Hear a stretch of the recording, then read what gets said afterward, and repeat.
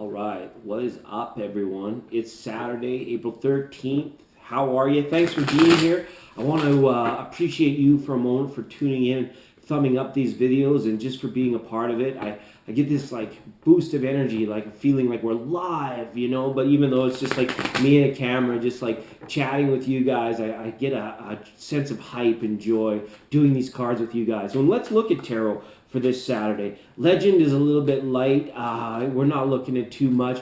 We're looking at rewriting our own history or just writing our own history, right? That's the feeling I got today. When things that are big and they're going down, you just say, well, you know what? I was there. This is how it shook down. This is what it was like, and stories for the grandkids, kind of things, right? All things, time being relative. Do you guys see those new pictures that they took of the black hole supposedly, and then they're like, this is what it looks like from our real live telescopes. It's kind of cool that they're doing that. All right, let's see what's up. Speaking of opening up the third eye, it is a Saturday. I hope you're all well, and I wish you all the best in all things related to your happiness on your journey. Let's see what's going on. Ooh, this is a tight energy. This is being able to release or allow anxiety to leave. There could have been situations in relationships that took on some more harsh thought forms or caused things to become really real in a real dang hurry.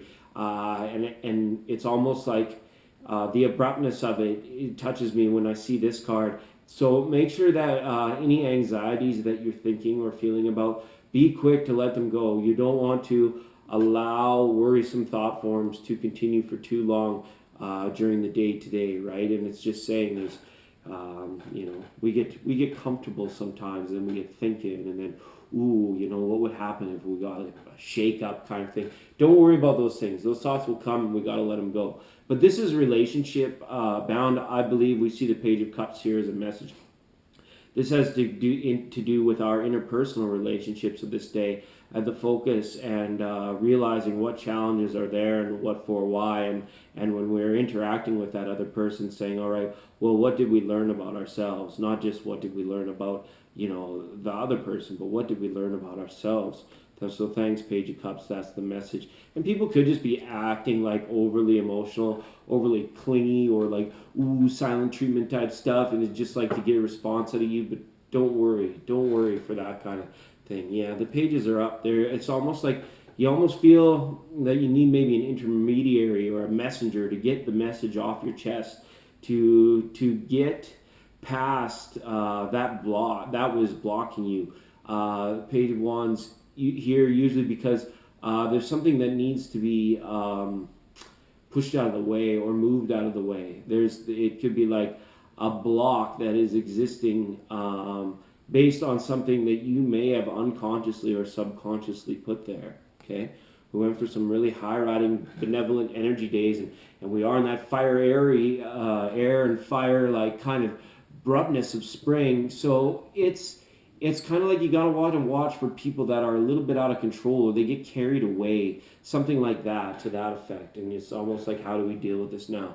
But this card keeps coming through 3 days in a row now for the Ace of Wands. So Source really wanting you to gravitate, to magnetize, to align with the energy of that which is your creative burrow, or what do they call it? There's that one lady, they call it the vortex, right? And we talked briefly about some black hole stuff, right? So it's like, bring the light into the darkness, bring the creative into the mundane, and bring the awareness into the space that is unaware, and you will create big things for yourself, right?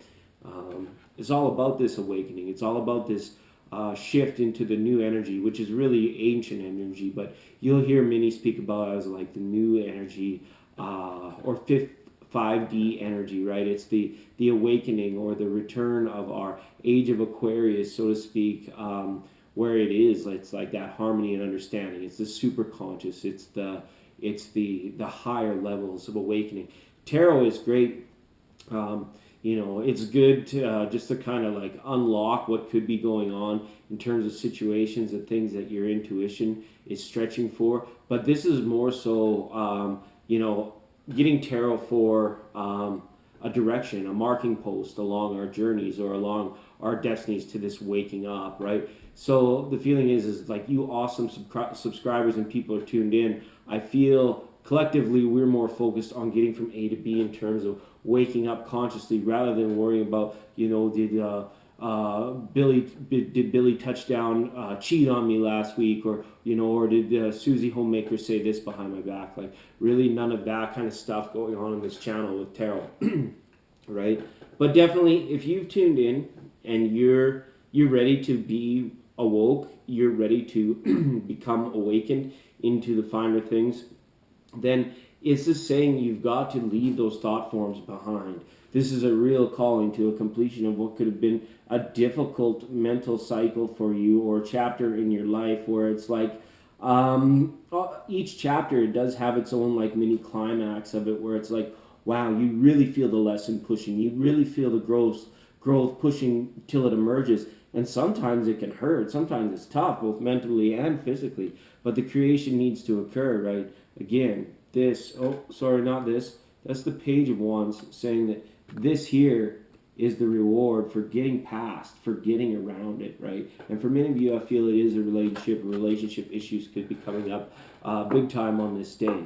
All right, so there we have it. Just, a quick touch in for each and every day on the dailies. Thanks again for being here. We'll see you tomorrow.